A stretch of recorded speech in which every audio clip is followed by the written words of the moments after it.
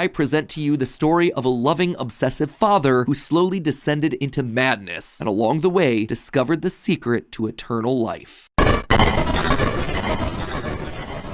Our story begins not in the 1980s, or even in the 1970s, but all the way back in the 1930s. It was the throes of the Great Depression, and people were in desperate need of cheap entertainment, especially in Utah, one of the states hit hardest, fourth highest unemployment in the nation, and full of transients. People looking for work in Salt Lake, finding none, and ultimately moving on to find their fortunes out in California. People were tired and they were hungry, but as they traveled, there was one thing that could lift their spirits. A simple roadside attraction called Fredbear's Singin' Show. The ads were plastered all over town, featuring an animated bear drawn in the popular pie-eyed cartoon style for characters at the time. He resembled cartoons like Mickey Mouse, Felix the Cat, Betty Boop. It immediately said that this, Fredbear's, was a place where you could bring the family. And the price, honestly, couldn't be beat. For 50 cents, you could get food and entertainment as you watched the local trained real-life dancing bear perform on stage. Normally, you only got to see dancing bears at large traveling circuses like Barnum and Bailey, where the tickets would go for about $1. That's $1 without food. But this was a smaller show, like the type from the Vaughn brothers or the Robbins brothers, where tickets would sell for just a mere 50 cents. Watching that bear do tricks on stage brought a glimmer of joy at a time when so much was wrong with the world. The simple show would go on for years, bringing happiness to hundreds of travelers passing through looking for a quick meal. But it left a permanent impression on one little boy, capturing his imagination in a way that nothing else had. One little boy named Billy. That was his nickname at least, but his parents liked to call him William Afton. The bear could dance, it could sing. For decades, William dreamed of recreating that moment of bringing a musical bear to life, but how? William was smart, without a doubt, and he had a keen mind for business, but he wasn't the most creative. How do you make a singing, dancing bear come to life? The best he could do was using rudimentary costumes. William was inspired by the work of Walt Disney, who throughout the 50s and 60s was pioneering the use of mascot suits throughout his theme park. The big innovation? Suits with 5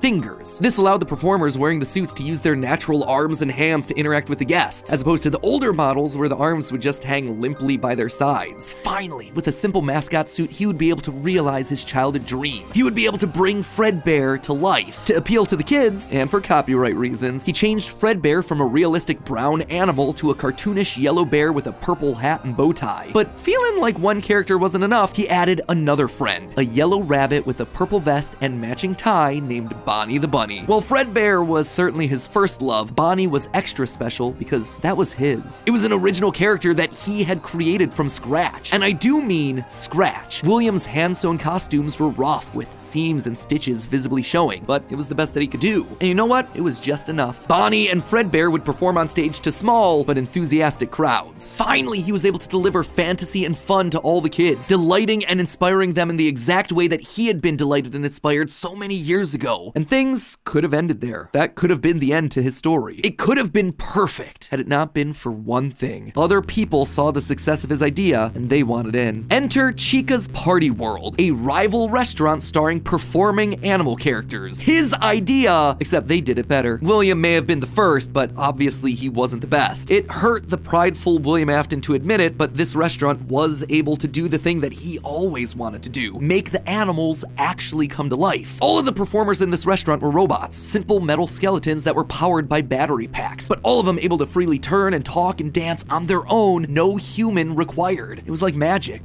that came from the mind of a brilliant creator named Henry Emily. This Henry, in some small way, had been able to harness the power of life itself. Afton admired him. He was jealous, to be sure, but he also looked upon this man with awe. Off to one side of Chica's Party World was a small cabaret stage featuring an elephant magician. On the other, a hippo known to ramble on and on. That one was more of a joke for the parents, but it was the main stage that was for the kids. A rocking band of characters featuring a yellow chicken thing with a southern drawl named Chica, backed by a band of other country-themed characters, including a pig with a banjo, an upbeat frog from the local swimming hole, and a brown bear with a heavy southern accent. Wait, a bear? But bears were his animals. Why not a cow or a horse? Something to fit the country theme a bit better. Why'd it have to be a bear? And adding insult to injury, they had the nerve to call this thing Ned Bear, a direct copy of his own Fredbear. Whoops, that's gonna leave a mark. No, that was not okay. Afton's jealous admiration turned to hardened bitterness. A bitterness that would only grow over the next couple of years as families continued to choose Chica's Party World over Fredbear's. William just couldn't compete with the the appeal of the robots. Eventually, his restaurant would go bankrupt, only to get bailed out by, of course, Henry Emily. Another insult, another humiliation that William wouldn't soon forget. 1979. Despite being bitter, Afton couldn't deny that what came next was a period of massive success and expansion. With the two franchises now merged into one, it was the best of both worlds. Afton's ideas with Henry's robotic expertise. The two men decided to launch under a new name, Fredbear's Family Diner, a pizza chain that would eventually come to feature a mix of humans in performing suits as well as on-stage animatronics. They decided to stick with Fredbear as the headliner, considering the yellow bear was easily identifiable as a brand and because he was the original performing animal mascot. Afton appreciated that. This new restaurant would also see a mix of characters as the two franchises merged into one, with Pig Patch and Happy Frog performing right alongside Fredbear and Bonnie. And as part of this one big Fredbear family, they even got themselves official merch that were released, ranging from masks to magnets. The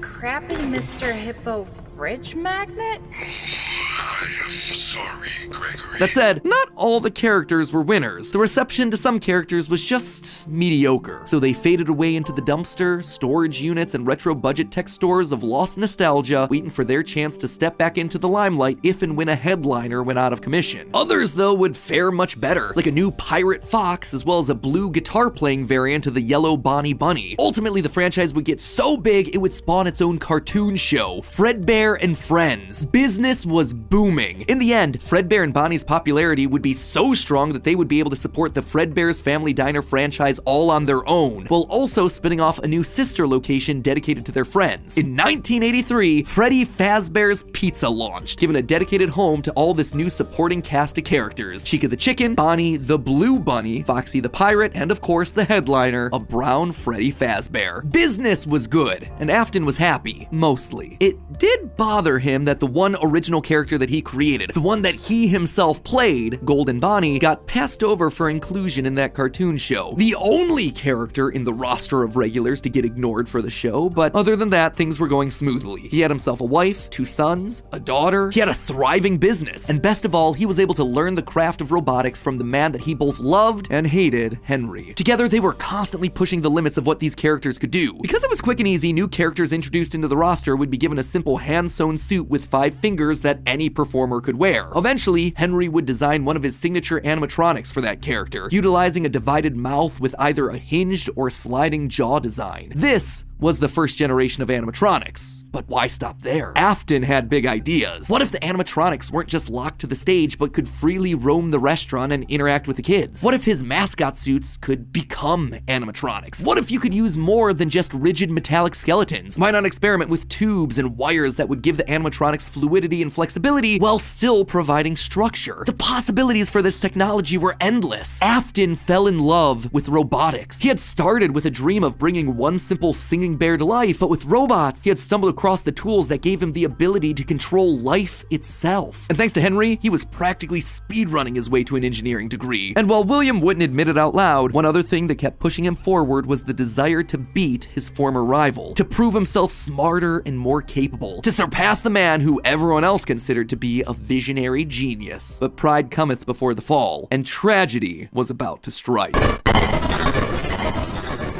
1983, business was booming with 2 whole restaurant franchises running, Fredbear's Family Diner and the newly opened Freddy Fazbear's Pizza. Together, William and Henry had been able to take the hybrid suit idea and make it into a reality. They called their new invention the Springlock suit, and fittingly enough, it was symbolic of the partnership between these two men, a human suit as designed by William that could become a freestanding Henry-style robot. But because it was still new tech with kinks to work out, the rollout was limited, restricted only to the Fredbear's Family Diner location. All of this meant that William was busier than ever. He didn't have time to be a full-time parent, so he designed a nanny cam system where cameras and speakers were hidden throughout the neighborhood, as well as in his youngest son's favorite toy, Psychic Friend Fredbear. I mean, plushy Fredbear. But since cameras just weren't enough to raise a kid, he also left childcare duties to his eldest son, Michael. There was just one problem with that. Michael was far from the best babysitter. He tormented his younger brother by jump-scaring him with a Foxy mask and constantly left him behind. William watched all of it from his cameras. Kids kids would be kids. Tomorrow was another day, after all. Except Michael's torment didn't stop. Bitter, angry thoughts would run through Michael's mind. Why did he have to be the one to take care of this whining crybaby all the time? It just wasn't fair. It was time that he got even with his brother by playing the ultimate prank. A prank that just so happened to be on this crying child's birthday. He and his friends would take his scared little brother and make him do the one thing that he was terrified of doing, getting close to the animatronics. That would be embarrassing for the kid that was such an embarrassment to him. His brother squirmed, screamed, kicked, and fought, but just as they were putting that small, squirming boy up to Fredbear's lips, the mouth snapped shut. The sensitive spring locks inside the body had been triggered by the boy's movements, and they'd immediately clamped down. The wriggling stopped. The boy went limp, but it was just a prank. It was meant to be funny. The boy was taken to the hospital and was immediately given an IV. Flowers and pills filled the nightstand next to his hospital bed, but the damage was too severe. He couldn't recover. As the younger brother's consciousness began to fade, he could hear Michael's last words, a small and flimsy apology. But his father, Williams, through the voice of the Fredbear plush, were a firm and committed promise to a dying son. You're broken. I will put you back together. This would not be the end. No matter what, Williams' son would live again. It would just take time. Time that, right now, he just didn't have. His young son's heart flatlined as the boy faded into the inky unknown of the afterlife. In the aftermath of the tragedy, changes started happening around the restaurants. Kids were now required to wear security wristbands to prevent anyone from getting outside without parental permission. Any kid who approached the exit without permission would have to answer to the security puppet, a marionette on strings that could fly around on rails across the restaurant to stop kids in their tracks. It was Williams' idea, inspired by Michael constantly leaving the restaurant without his brother. In the wake of Fredbear's spring lock failure, all the hybrid suits were getting retired, locked away at the nearby Freddy Fazbear location. It was yet another tough pill to swallow after all the hard work that he and Henry had put into them. William would eventually bury the boy's small body in a remote location out in the woods right alongside his drive into and out of work every day. The death of this little boy sent the family spiraling. His wife, crippled with grief, was so distraught that all she could do was sit and watch TV. But his son Michael was far worse, complaining of seeing hallucinations of a golden bear standing outside of his window. The boy was so racked with guilt that he was convinced that he was being haunted by the ghost of his brother stuck inside the suit that took his life. The suit's three-toed feet digging into the wet earth. The words, "It's me," ringing through Michael's ears. Some nights, Michael would even go so far as to break out of his room to check the gravesite and ensure that his brother was still there. As for William himself, he disappeared into his work and his drinks. Junior's, the local bar, wasn't far from his son's gravesite. He found himself going there more and more frequently, spending longer and longer amounts of time there. The bar gave him a place to think, to remember, to reflect and stew on how Henry had stolen his idea for an animal-themed restaurant, how they'd cut his character out of the cartoon when everyone else was there, how Henry had humiliated him by buying him out of bankruptcy, and now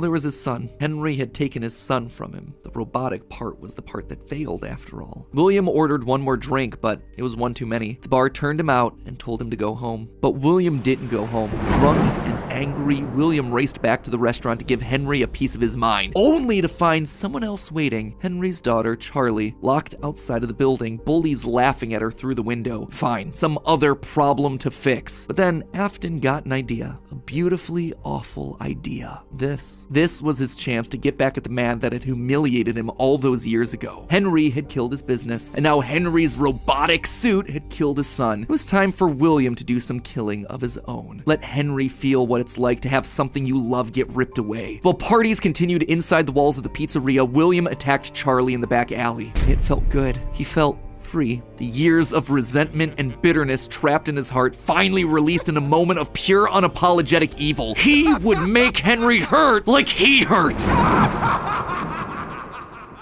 And in that moment, William became a killer. He dropped Charlie's lifeless body and drove home, forced to confront his family problems later that night, appalled, but also a little excited by what he had just done. Charlie's death would remain on the books as a random act of violence. And though Henry had suspicions about William, there was no physical evidence, nothing that could link him back to the crime. In the weeks that followed, Fredbear's family diner would close for good. 2 high-profile deaths around the restaurant with 2 grieving owners in such a short period of time was just too much bad press to handle. Besides, Freddy Fazbear's was still open, and it was the newer restaurant anyway. All the equipment from the diner, including the old yellow yellow suits and security puppet would get retired to that location, and there they would sit for 2 uneventful years. The rest of 1983 and 1984 were spent quietly grieving. Freddy Fazbear's Pizza and the new cast of characters were a hit. Tragic memories of their yellow predecessors quickly faded. Afton kept a low profile and buried himself in work and research, quickly reaching Henry's level of engineering and even surpassing him. And while Henry slowed down to grieve, Afton kept going, even starting his own company, Afton Robotics, for all those pet projects that were a little bit too experimental for the regular operations of the pizzeria. The first of these experimental projects was a secret workshop under his house, a veritable bunker, which allowed him to work while still monitoring his kids via hidden security cameras. 1983. A passcode that served as a constant reminder of why the cameras were so important, why he was down there in the first place. This was all to fulfill the promise that he had made to his son, right? I will put you back together. This was for him, all for him, right? But cameras weren't enough. He needed to solve the runaway Michael problem. He had to keep him in the house. He couldn't have another one of his kids wind up dead inside of an animatronic suit. So why not run a little experiment on Michael? You see, all this work with Henry had gotten Afton to start learning more about life, robots, the human mind, and what a fallible machine we as humans were. Our reality is so easy to manipulate with a few sensory deceptions. Deceptions like sound. With just a few sounds, he had discovered that he could alter a person's vision. He could transform blank, smooth plastic robots into lumbering, twisted nightmares. Nightmares far scarier than he could create with actual materials. They would appear organic, rotting, putrid, terrifying. These would be his means of keeping his son Michael in the house where he belonged. Was it extreme? Maybe. But then again, this was the boy who had killed his son. He would make him sorry. And so Michael would grow up not only dealing with the memories of his own guilt, the hospital room, the pills, the flowers, the death of his brother, but also facing literal nightmares, illusions created by sound. Michael would never forget these either. Years later, as a security guard, he would still draw pictures of them inside of his logbook. But all of these extra projects meant that his home life suffered even more. He was an absent father and a non-existent husband, leaving his wife cold and alone. Why do you hide inside your walls when there is music in my halls? All I see is an empty room, no more joy, an empty tomb. And despite her repeated demands that he leave his office and engage with the family, he refused time and time again, leaving her no choice but to leave. You burned down my house? You call that a house?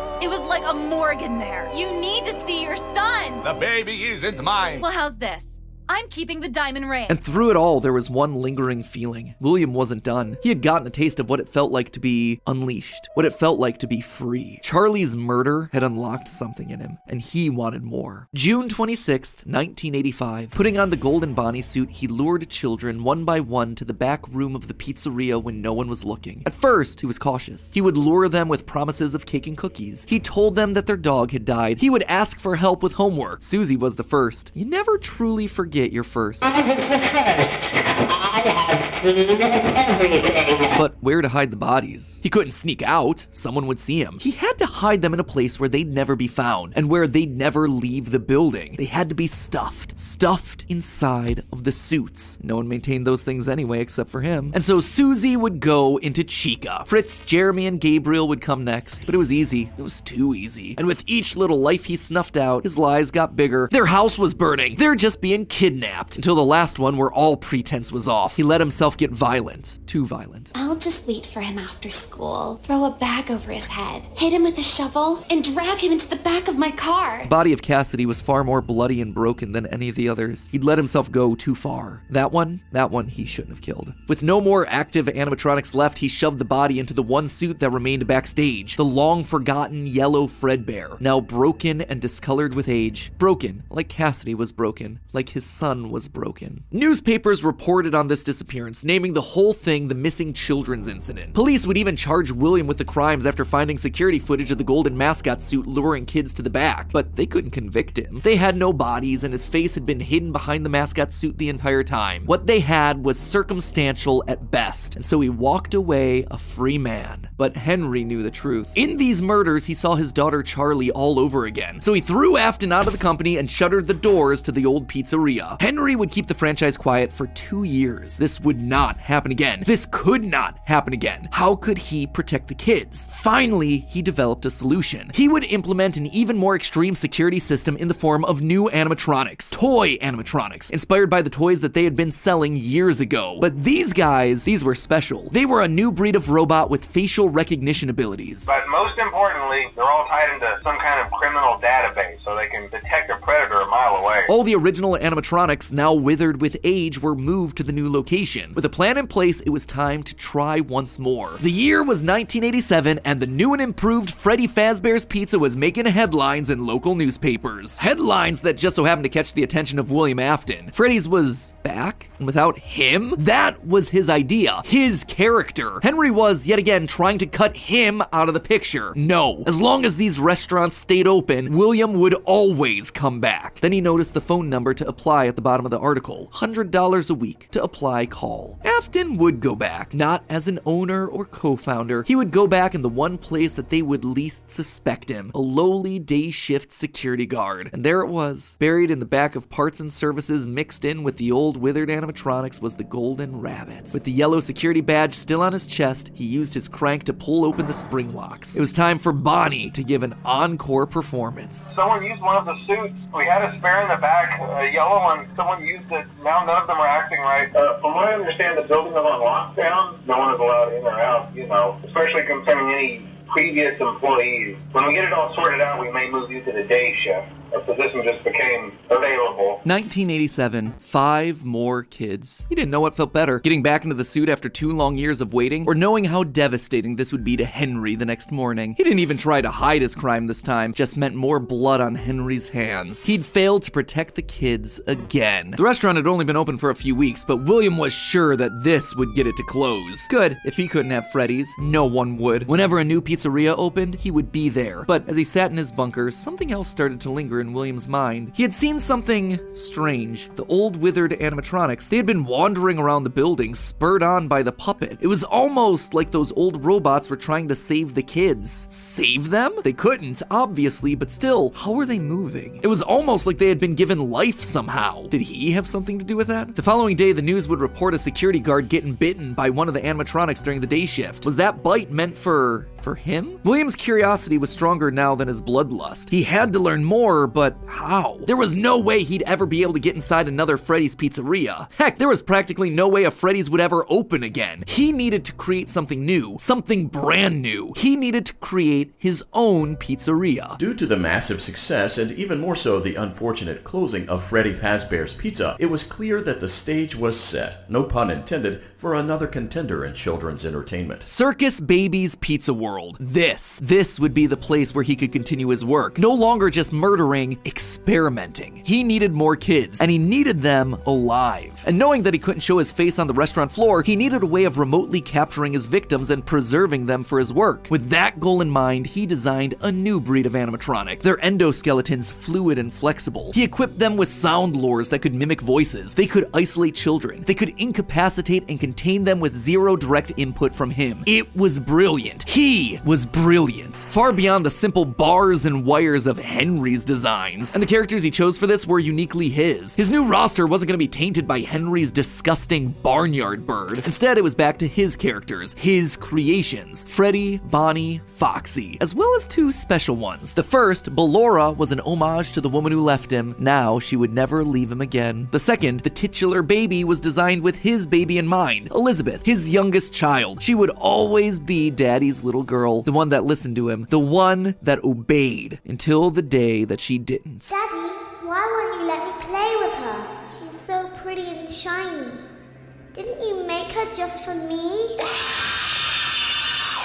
The day before Circus Baby's Pizza World opened, she disobeyed. She didn't listen. Left alone with Baby, she got too close. The animatronic ripped in half and swallowed her whole. A scared and confused child fading into eternal darkness. By the time Afton found her, it was too late. She was gone. He immediately canceled the launch of Circus Babies under the guise of a gas leak. But wait, as he sat there at the foot of the stage, he noticed that something was different. The eye color of the robot had changed. Baby had been built with blue eyes, but now they were emerald green, the same color as Elizabeth. Smiths. Was she in there? Could this all be connected to the free-moving animatronics that he had seen at Freddy's? He had to know more. His mourning turned to excitement. He had to return to where it all started. 1993. Pathetic. This place was pathetic. Henry had clearly tried to reopen one final time with those old original animatronics from so long ago, but William's damage to the brand had been permanent. These things stank of death. They hadn't been washed in decades. But even if they had, nothing could wash away the stink of murder that haunted these halls. One night, then another, then another. William repeatedly snuck into the old broken restaurant to lure the living animatronics to him, one by one dismantling them, robbing them of their endoskeletons. The metal had to be the secret. It had to contain the remnants of life itself. But he had to know for sure. Leaping out of a room that was invisible to the animatronics programming, he dragged the oversized robotic skeletons back to his underground workshop, back to where Circus Baby watched on with glowing, curious eyes. Eyes that somehow felt alive. Not knowing what else to do, William melted the robotic parts down. 5 animatronic endoskeletons reduced down to one silvery puddle of goo. Could he transfer this living metal to his own creations? He had to try. He picked up a syringe and filled it with the molten metal and injected the goo into Funtime Freddy's twisted, wiry endoskeleton. And suddenly the coils came to life. Like snakes writhing in a pile, what had once been cold, lifeless metal moved and jolted on its own. He'd done it! He had unlocked the secret to life itself. Except something was clearly wrong. The movements were erratic. They were violent, angry. Baby didn't act this way. She had been calm, collected. This was clearly something else, something mindless and frantic. Perhaps by mixing the souls and then portioning them out, he had created incomplete beasts. He would need to keep testing to truly understand it. He needed more of this remnant. As he searched the old pizzeria one more time for any remaining scraps of metal, the ghosts attacked. His past victims come to collect their due, all led by Cassidy. The 5 lined up and blocked the door, and Afton's mind reeled. The scientific implications of this were incredible. Ghosts, real ghosts that he could see, all standing against him. But what could they do? What couldn't they do? He panicked as Cassidy approached. How do you stop something that's already dead? Maybe with the thing that resulted in their death in the first place. He would get into his suit like old times. He would regain his power over them just like the day that they died. He was the genius. He was the one in the suit. He was the one in charge.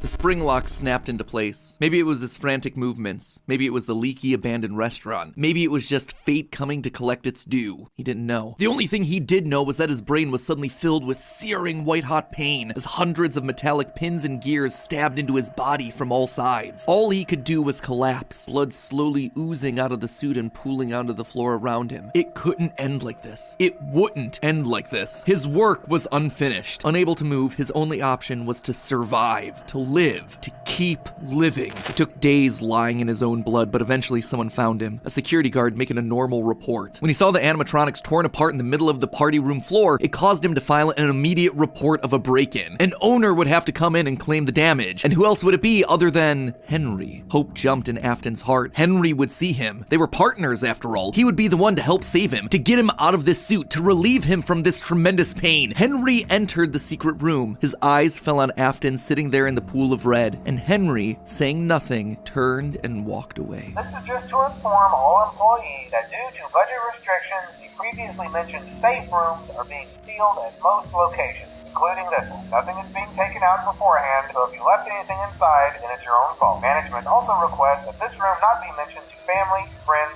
or insurance representatives. And so there Afton would sit, hanging on for 30 years, trapped behind the walls with an iron will that refused to die.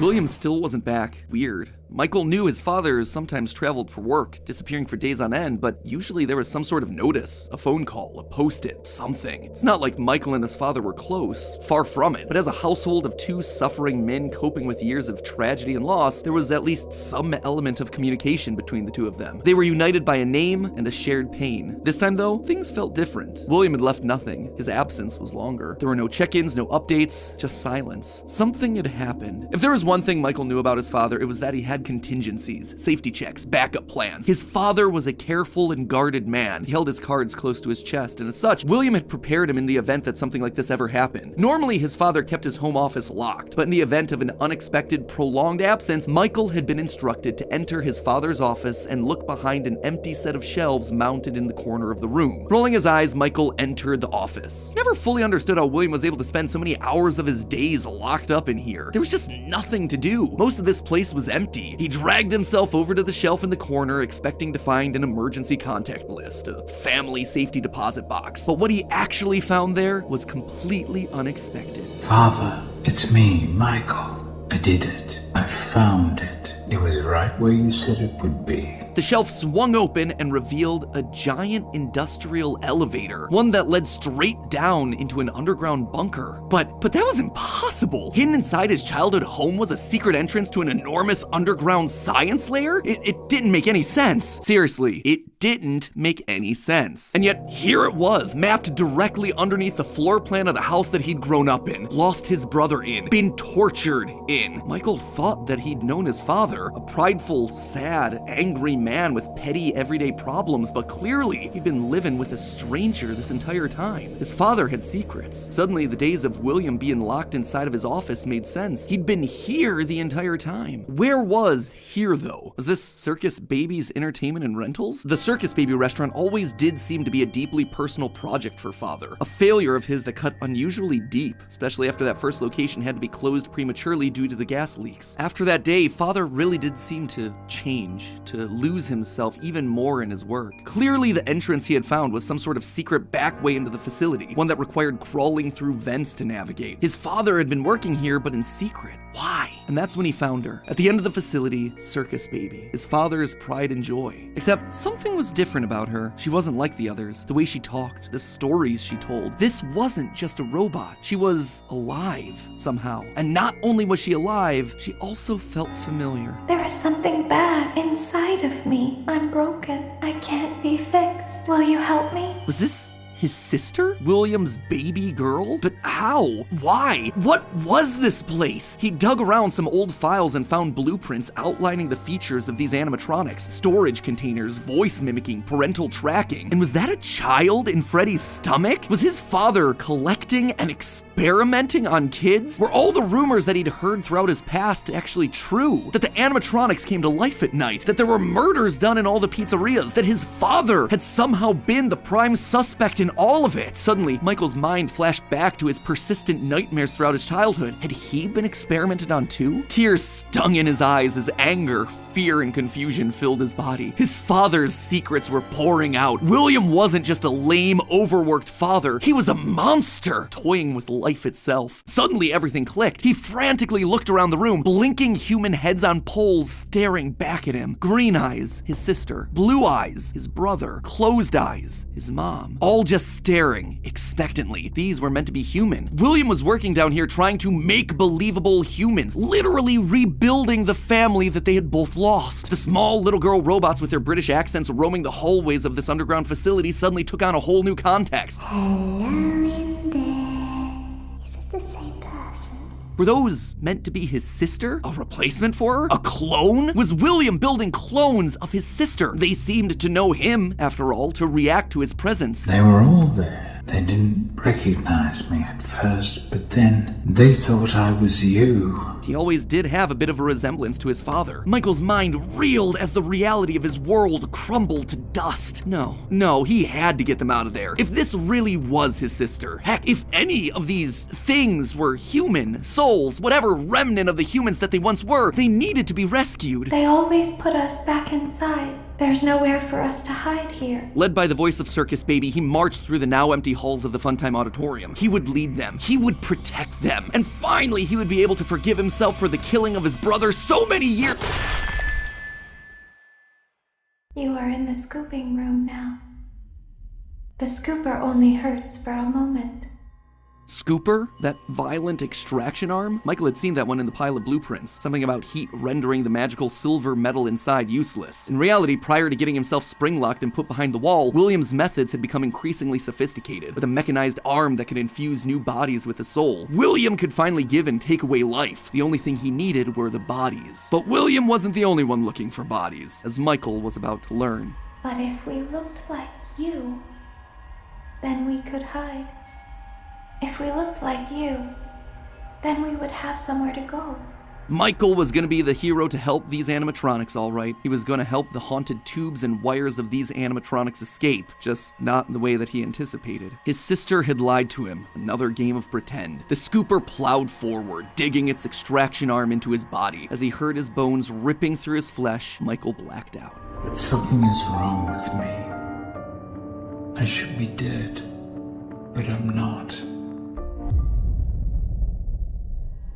For the next several months, Michael's life was not his own. He was forced to comply with a tangle of wires and spirits that lived inside of him. His body felt like an overfilled balloon begging to burst as day by day, week by week, his flesh began to sag and discolor. He was a walking, talking, rotting corpse, alive, but wishing he wasn't. He was a puppet, a walking shell. And while he did his best to conceal his fate, there was only so much a man filled with robot spaghetti could do. The entity in his innards would eventually leave, but by that point, the damage had been done. His decaying flesh stank, turning him into a literal purple guy. But still, even with no bones, even with rotting purple flesh and begging to die, Michael continued to live. That silvery metal remnant injected by the scooper meant that he couldn't die. His anger also refused to die. What he had seen down there in his sister's location had rocked him to his core. His father had killed and captured dozens. His experiments had killed his sister and then tortured him throughout all his childhood. He was actively trying to build human replicants. He didn't know where his father was, but Michael knew that he was out there somewhere. I've been living in shadows. There is only one thing left for me to do now. I'm going to come find you. Michael had to correct for the sins of his father. He had to make things right. Michael would burn Fazbear Entertainment to the ground. I mean, what else could you do when your skin was permanently purple? Michael's strategy was simple. He would apply for night security guard positions at the old defunct pizzeria locations. That way, no one ever had to see him or smell him during his shift. And all these old, shuttered locations did need guards. Teenage vandals and squatters were always looking to get inside these abandoned buildings, and yet no one ever really wanted to work an overnight graveyard shift unless they were practically out of options. Enter Mike. One by one, he would take on the job of security guard, changing his name each time to ensure that no one was able to follow his paper trail. Once inside, he could tamper with the animatronics and figure out how they worked, writing about his experiences in his security logbook. While there, he would listen to the old tapes where upper management awkwardly welcomed new recruits to their summer jobs, even though he was working there nowhere near the summer months. He heard the gory details of his father's franchise from the outsiders looking in, confused and afraid about what was happening in the walls around them. Sometimes he would see his brother in the form of the Golden Freddy suit. It's me appearing on the walls around him. Except now, there was something else there. He was no longer alone. Another angrier presence was also in the suit, as if two spirits were forced to share the same body. And Golden Freddy would attack him now. It was aggressive. Its vengeance wanted to lash out at anyone with the Afton name, anyone who wore a security guard outfit. Over time, Mike worked his way through the old restaurants, the original pizzeria, the bigger, better Freddy Fazbear's. He spent weeks there looking for clues as to his father's whereabouts, and each time at the end of his week shift, he would then set the location on fire. Remnant can't survive high temperatures after all. So burning away whatever spirit-laden animatronics that still existed inside seemed like a winning strategy. All this revisiting of his past, though, was causing the nightmares to begin again. Hallucinations that brought him back to his childhood. The guilt around killing his brother. His dreams were oddly mixed with the shrill phone calls of the security guards. But it would all be worth it in the end. The goal was to eventually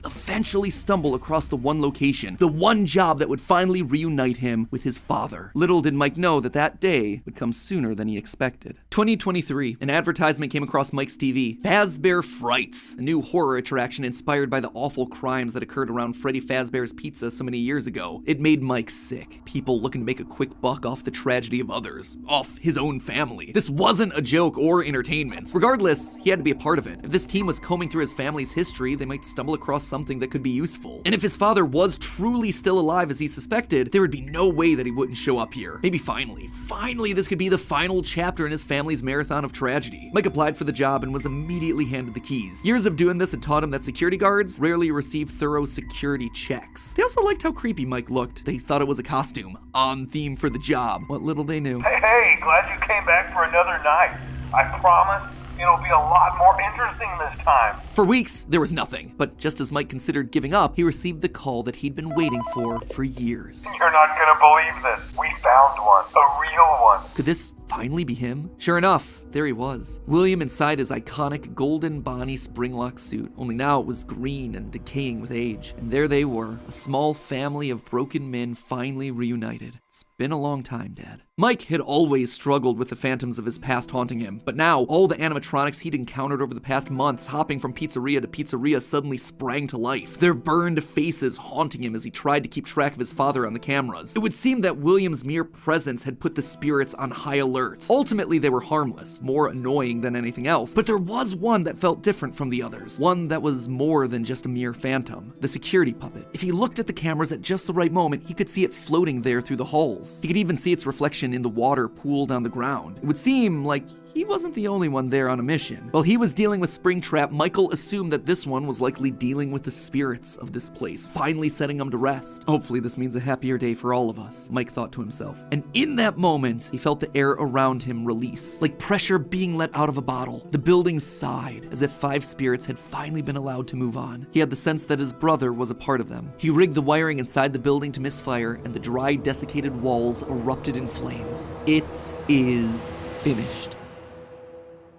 Except, it was not. Somehow, through sheer force of will, Afton remained. He had survived, and Mike would need to find a new way of finishing off his father. Luckily, the solution would present itself later that year. Not from Mike, but from another victim that had been left in his father's wake. We're talking about becoming a Fazbear Entertainment franchisee. Restaurant ownership and management. Something almost anyone can do with a limited degree of success. You are now the face of the newly rebranded Freddy Fazbear's Pizza. Fazbear Entertainment as a brand had been closed for years. William had been stuck in a suit and a wall. The only person who legally could bring the franchise back was Henry, but he'd largely pulled out of the franchise around the time of his father's disappearance. Something was up. Surely this had to be some kind of a trick, right? Mike, doing what he did best, applied for a franchise and immediately got the job. There was just one thing out of the ordinary. Paragraph 4. If you are playing this tape, that means that not only have you been checking outside at the end of every shift, as you were instructed to do, but also that you have found something that meets the criteria of your special obligations under paragraph 4. No employment contract he'd ever signed required him to keep special lookout for independently moving animatronics outside the restaurant. Now he knew something was up here. Henry was luring them all back. Rather than trying to go to them, like Mike had done for years, Henry was doing the opposite. He was putting them all under the same roof. He was finishing them off for good. Mike knew this wasn't meant to be a restaurant. It was meant to be a prison, a containment vessel, a locked box meant to trap them all in so they could finally end the madness. It took a few nights, but eventually everyone was there. His father, the puppet, the robot spaghetti that had once violated his body, and his sister, now hopelessly devoted to serve the man that had once gotten her killed. It was time. He had been instructed to seal the doors and leave, but while he locked everything down, he didn't move on. If this was truly meant to be the end, if the remnant needed to be washed away, he needed to be a part of that. This is where your story ends. And to you, my brave volunteer, who somehow found this job listing not intended for you. Although there was a way out planned for you, I have a feeling that's not what you want. I have a feeling that you are right where you want to be. And to you monsters trapped in the corridors, be still and give up your spirits. They don't belong to you. For most of you, I believe there is peace and perhaps more waiting for you after the smoke clears. Although for one of you, the darkest pit of hell has opened to swallow you whole. So don't keep the devil waiting, old friend. And with that, it was over. The Afton legacy died with all of them trapped inside of a literal box. As the flames danced around the office, Mike, for the first time in decades, was happy. But William wasn't gone yet. Although the darkest pit of hell was open and waiting for him, something or someone wouldn't allow him to move on. Instead, he found himself locked in moments from his past. The pizzeria, his son's room, his underground bunker. It was as if his brain's neurons were all firing at once, overloaded, mixing and matching all his biggest fears, regrets, failures. What was this place? How did he get here? He called out into the silence. Then they started coming. Without warning, animatronics, both new and old, began to jump out at him, bite him, rip him limb from limb. The pain was immeasurable. Make it stop. Make it stop. William, for the first time, longed for death, an end to this torture. Just as it felt like he couldn't take it anymore, everything was quiet again. It was as if the world had been reset. There was a brief moment of quiet, and then the onslaught began again. Dozens of faces from his past all focused on him. A waking nightmare that he couldn't escape from. More pain, more ripping. It was as his own personal hell, but why? Why couldn't he just die? And then he saw them, a group of characters he never thought he'd see again. Those janky, stolen characters that had started everything. The mediocre melodies. It had all started to go wrong once they showed up. Once Henry had made them. But mixed in with their obnoxious southern drawls, William heard something else. It was barely a whisper, but he could just make out the words. He tried to release you. He tried to release us. But I'm not gonna let that happen. I will hold you here. I will keep you here. No matter how many times they burn us. That voice. He knew that voice, but from where? Greetings from the fire, and from the one you should not have killed. The one he shouldn't have killed. William thought back. He'd done a lot of awful things, but there was always the one that stood out. Not Charlie, his drunken act of revenge. Not Susie, his first true murder, no. Instead, it was the one that he had lost control with. The one that he had broken beyond repair for no good reason other than because he could. The one that he'd stuffed inside the golden bear that his partner used to wear. Cassidy. They were back, and now they were trying to punish him, to make him suffer like he'd made them suffer. It was almost like William and Cassidy's souls had been locked together, fused by a collective rage and spite, each refusing to move on.